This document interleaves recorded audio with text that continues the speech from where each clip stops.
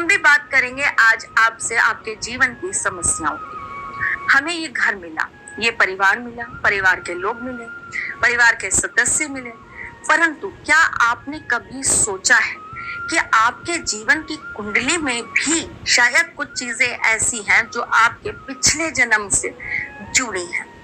चलिए, जुड़ी हैं। हम अज्ञानी हैं। मैं भी एक बार को भूल जाती हूँ कि मैं एक एस्ट्रोलॉजर हूँ। मुझे पिछला जन्म पढ़ना आता है, मुझे पास्ट लाइफ थेरेपी करना आता है, मैं भी भूल जाती हूँ। एक ब्लैंक इंसान की तरह मैं आज आपको बोलती हूँ कि ठीक है, जुड़ा है, अब इसका समाधान क्या? कौन है जो हमारे पिछले जन्मों को या पिछले जन्म के कर्मों को हमारे जीवन से मुक्त कर देगा? तो ये कार्य सिर्फ एक ही ईश कर सकते हैं, उनकी ही भक्ति कर सकती है, और वो है भोलेनाथ।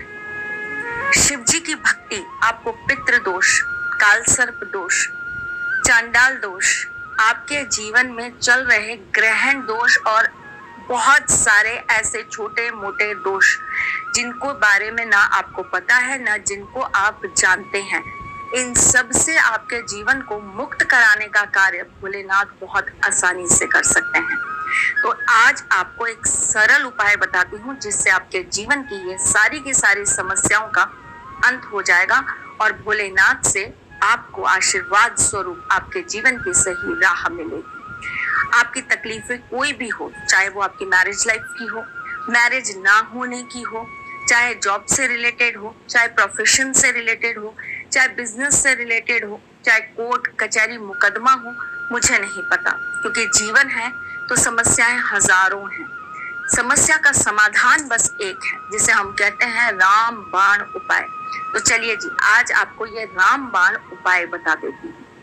आपको ये क्रिया 11 सोमवार करनी है। पहले सोमवार को आपको शिव जी के मंदिर में जाना है।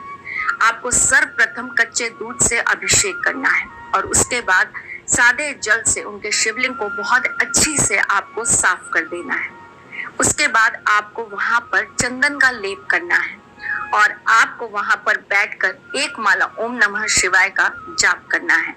उसी सोमवार को आपको शाम को जाकर उसी शिवालय में यानी कि उसी शिवलिंग के पास में एक घी का दीपक जला देना है और फिर आपको बैठकर एक माला ओम नमः शिवाय का जाप करना है और आरती करनी है।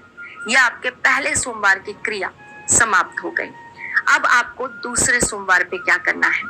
आपको वहां पर काले तिल, ये आपकी सामर्थ्य के अनुसार है, आप कितने ले जा सकते हैं, 250 ग्राम ले जाइए, 500 ग्राम ले जाइए, 1 किलो ले जाइए, आप जितने ले जा सकते हैं ले जाइए।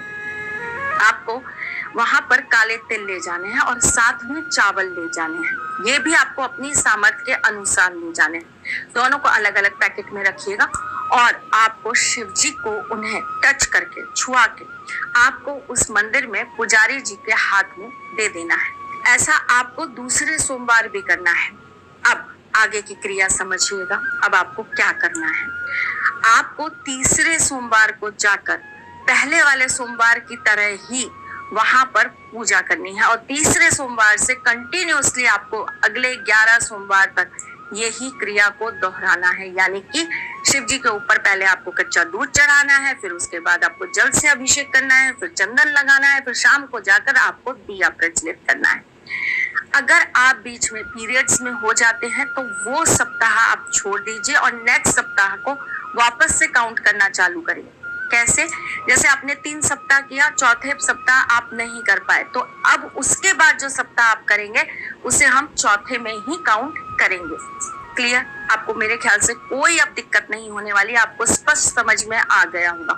फिर भी कुछ रह गया हो तो कमेंट में छोड़ दीजिएगा, मैं आपको बता दूंगी। चलिए जी, अब आपको एक और विशेष चीज बताती हूँ। जब आपके ये 11 सोमवार पूरे हो जाए तब आप कुछ सफेद वस्तु जैसे कि चावल हो गए, जैसे कि दूध हो गया, जैसे कि चीनी हो गई, अपनी श्रद्धा अनुसार ले जाकर उसी मंदिर के पुजारी को आप अपने हाथ से भेंट कर दीजिएगा और साथ में थोड़ी सी दक्षिणा दे दीजिएगा। करके देखिए, कितना भी बड़ा आपके जीवन में दोष क्यों ना लगा हो, आपके पिछले जन्म का कोई बड़ा कर्म क्यों ना जुड़ा हो, जरूर कटेगा और भोलेनाथ के आशीर्वाद से आपके बिगड़े काम बनने लगेंगे।